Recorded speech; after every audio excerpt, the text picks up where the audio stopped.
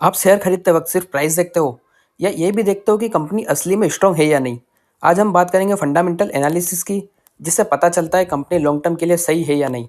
अगर आप इन्वेस्टिंग में लॉस से बचना और स्मार्ट डिसीजन लेना चाहते हो तो ये वीडियो को लास्ट तक देखिए। तो चलिए वीडियो को शुरू करते हैं। सबसे पहला पार्ट वन समझ लेते हैं, फंडामेंटल एनालिसिस क्या होता है। सिंपल डेफिनेशन है, फंडामेंटल एनालिसिस का मतलब है कंपनी का बिजनेस, प्रॉफिट, फ्यूचर और ग्रोथ और फाइनेंशियल स्ट्रेंथ को समझना। यानी कंपनी को एक बिजनेस की तरह एनालाइज करना, सिर्फ शेयर प्राइस की तरह नहीं। एग्जाम्पल समझते हैं, जैसे हम शॉप खरीदने से पहले उसकी कमाई देखते हैं, वैसे ही शेयर खरीदने से पहले कंपनी चेक करते हैं। तो पार्ट वन की जो वन लाइन समरी है, फंडामेंटल एनालिसिस बताता है कंपनी अच्छी है या नहीं और शेयर खरीदना चाहिए या नहीं। तो चलिए सेकंड पार्ट देख लेते हैं, फंडामेंटल एनालिसिस क्यों जरूरी है। सबसे पहला रीज़न है राइट कंपनी चूज करने के लिए। मार्केट में हजारों शेयर्स होते हैं, फंडामेंटल एनालिसिस बताता है कौन सी कंपनी स्ट्रांग है। इससे पता चलता है कंपनी प्रॉफिट में है या लॉस में, बिजनेस फ्यूचर में ग्रो करेगा या नहीं। सेकंड रीज़न है लॉन्ग टर्म इन्वेस्टमेंट के लिए।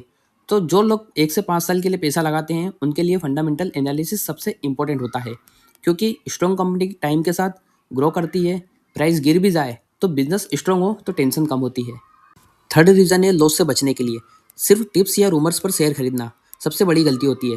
फंडामेंटल एनालिसिस से फेक ग्रोथ वाली कंपनीज पकड़ी जाती है और ओवर वैल्यूड शेयर से बचाव होता है।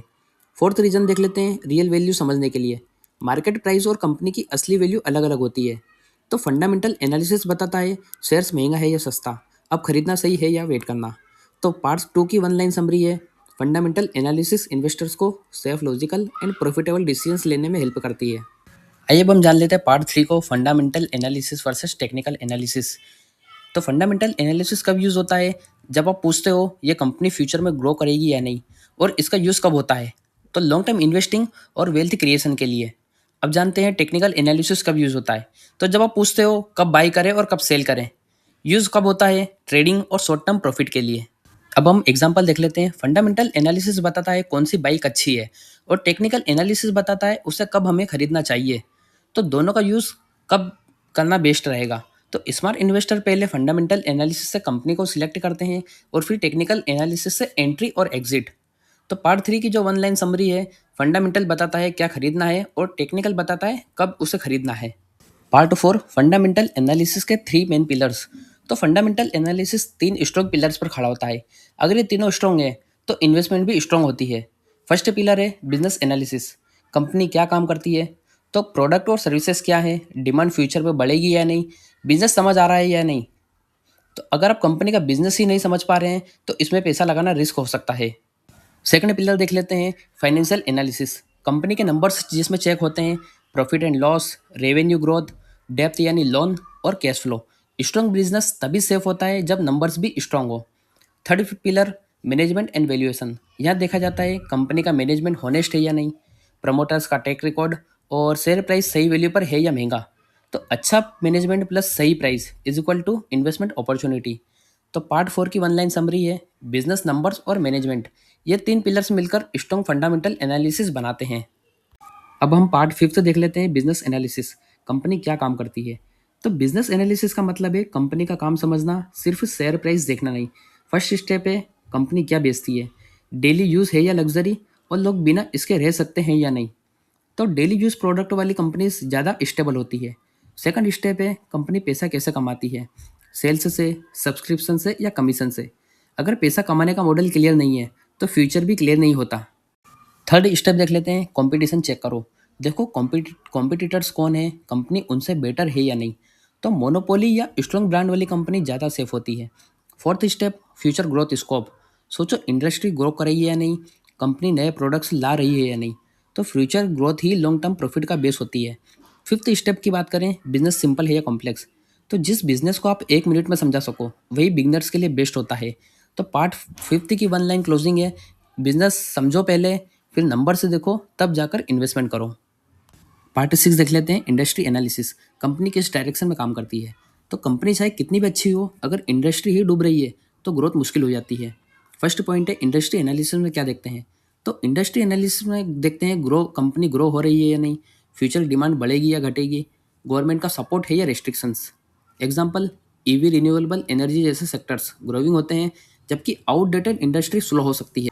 कंपटीशन लेवल, बहुत ज़्यादा competition is equal to margin कम, और एंट्री बैरियर हाई तो प्रॉफिट ज़्यादा, जितनी कम कंपटीशन उतनी ज़्यादा प्राइसिंग पावर। पार्ट 7 देख लेते हैं, फाइनेंशियल स्टेटमेंट समझो। फाइनेंशियल स्टेटमेंट कंपनी का हेल्थ रिपोर्ट होता है। इसको कुछ पॉइंट्स में समझाता हूँ। फर्स्ट पॉइंट है प्रॉफिट एंड लॉस स्टेटमेंट। ये बताता है कंपनी कितना कमा रही है और प्रॉफिट ग्रो हो रहा है या नहीं। सेकंड पॉइंट होता है बैलेंस शीट। ये बताता है कंपनी के असेट्स और कितना लोन यानी डेप्थ है। तो कम डेप्थ वाली कंपनी ज़्यादा सेफ होती है। थर्ड पॉइंट है कैश फ्लो स्टेटमेंट। ये बताता है रियल कैश आ रहा है या सिर्फ पेपर प्रॉफिट है। तो कैश फ्लो स्ट्रांग हो तभी कंपनी सस्टेनेबल होती है। तो पार्ट 7 की जो वन लाइन समरी है, प्रॉफिट दिख सकता है, केस झूठ नहीं बोलता। पार्ट 8 देख लेते हैं, इंपॉर्टेंट फाइनेंशियल रेशियोज। ये कंपनी का रिपोर्ट कार्ड होता है। रेशियोज से कंपनी को कंपेयर करना ईजी हो जाता है। फर्स्ट पॉइंट है ईपीएस, अर्निंग पर शेयर, मतलब एक शेयर पर कितनी अर्निंग्स हो रही है। तो ईपीएस ग्रो हो रही है तो मतलब कंपनी ग्रो कर रही है। सेकंड पॉइंट है पीई रेशियो। इसका मतलब होता है शेयर महंगा है या सस्ता। High PE equal to future expectations high है। थर्ड है आरओई, रिटर्न ऑन इक्विटी। इसका मतलब है शेयर होल्डर्स का पैसा कितना इफिशिएंटली यूज़ हो रहा है। तो आरओई जितना हाई होगा उतना बेटर मैनेजमेंट है। फोर्थ पॉइंट है डेप्ट टू इक्विटी, मतलब कंपनी पर लोन का प्रेशर। लो डेप्ट इक्वल टू लो रिस्क। तो पार्ट 8 की वन लाइन क्लोजिंग है, रेशियो कंपनी का नंबर्स को एक सिंपल लैंग्वेज में एक्सप्लेन कर देते हैं। पार्ट 9 में हम समझेंगे मैनेजमेंट क्वालिटी को चेक। कंपनी का ड्राइवर कौन है। कंपनी का फ्यूचर मैनेजमेंट के हाथ में होता है। कंपनी चेक कैसे करें, प्रमोटर्स का ट्रैक रिकॉर्ड देखें, पास्ट में फ्रॉड या कंट्रोवर्सीज तो नहीं है, प्रमोटर्स अपनी होल्डिंग बढ़ा रहे हैं या घटा रहे हैं। तो जो मैनेजमेंट अपना पैसा कंपनी में रखता है वही कंपनी पर भरोसा दिखाता है। नेक्स्ट है मैनेजमेंट डिसीजंस, कैपिटल अलोकेशन सही है या नहीं, एक्सपेंस और एक्विजिशंस लॉजिकल है या नहीं। अच्छा मैनेजमेंट टफ टाइम में भी कंपनी को बचा लेता है। पार्ट 10 देख लेते हैं, growth and future potential. Company कल कितनी बड़ी हो सकती है। तो इन्वेस्टिंग फ्यूचर के लिए होती है, पास्ट के लिए नहीं। Growth check points, revenue growth consistent है, प्रॉफिट ग्रोथ इंडस्ट्री से फास्ट है, कंपनी नए प्रोडक्ट्स या मार्केट्स में जा रही है। तो जो कंपनी आज ग्रो नहीं कर रही वो कल सरप्राइज भी नहीं देगी। Industry plus company vision, industry expanding है या श्रिंकिंग, मैनेजमेंट का लॉन्ग टर्म विजन क्लियर है या नहीं। तो फ्यूचर पोटेंशियल ही मल्टीबैगर बनाता है। पार्ट 11 वैल्यूएशन, प्राइस सही है या नहीं। अच्छी कंपनी भी गलत प्राइस पर खरीदी जाए तो लॉस दे सकती है। कुछ पॉइंट्स है जिनको हमें माइंड में रखना है। वैल्यूएशन का मतलब कैसे चेक करें, शेयर ओवर वैल्यूड है या अंडर वैल्यूड। इन्वेस्टिंग में सबसे कॉमन मिस्टेक होती है अच्छी कंपनी को महंगे प्राइस पर खरीद लेना। Valuation tools, PE ratio, PEG ratio और price to book. Same industries की कंपनी से कंपेयर करना बेस्ट होता है। मार्जिन ऑफ सेफ्टी, थोड़ा सस्ता खरीदना हमेशा सेफ होता है। फाइनल लाइन है 11 पार्ट 11 की, great company plus right time is equal to successful investment. Part 12 fundamental analysis में कॉमन मिस्टेक्स जो 90% बिगनर्स करते हैं। गलत एनालिसिस से ज़्यादा नुकसान अधूरा एनालिसिस करता है। कॉमन मिस्टेक्स क्या क्या हैं, सिर्फ प्रॉफिट देखकर इन्वेस्ट करना, डेप्ट को इग्नोर कर देना, मैनेजमेंट क्वालिटी चेक ना करना और ओवर हाइप्ड या ट्रेंडिंग स्टॉक्स के पीछे भागना, वैल्यूएशन देखे बिना बाई कर लेना। तो अच्छी कंपनी भी गलत प्राइस पर लॉस दे सकती है। पार्ट 13 फंडामेंटल एनालिसिस किसके लिए बेस्ट है। फंडामेंटल एनालिसिस सबके लिए नहीं पर सीरियस इन्वेस्टर्स के लिए परफेक्ट है। बेस्ट है अगर आप लॉन्ग टर्म इन्वेस्टर हैं, 2 से 5 साल के लिए इन्वेस्ट करना चाहते हैं, सेफ और स्टेबल ग्रोथ चाहते हो और डेली स्क्रीन देखना पसंद नहीं करते हो। तो जो लोग वेल्थ बनाना चाहते हैं उनके लिए फंडामेंटल एनालिसिस मैंडेटरी है। नॉट आइडियल अगर आप सिर्फ क्विक प्रॉफिट चाहते हो या डेली ट्रेडिंग करते हो। वन लाइन समरी, इन्वेस्टर्स के लिए फंडामेंटल, ट्रेडर्स के लिए टेक्निकल। पार्ट 14 बिगनर्स के लिए fundamental analysis step by step process. अगर आप बिगनर हो तो इस सिंपल प्रोसेस को फॉलो करो। फर्स्ट स्टेप है बिजनेस समझो, कंपनी क्या करती है, सिंपल और अंडरस्टैंडेबल है या नहीं। सेकंड स्टेप है इंडस्ट्री चेक करो, इंडस्ट्री ग्रोइंग है या डाइंग, कंपटीशन कितना है। थर्ड स्टेप है फाइनेंशियल्स देखो, revenue and profit growth, depth level, cash flow.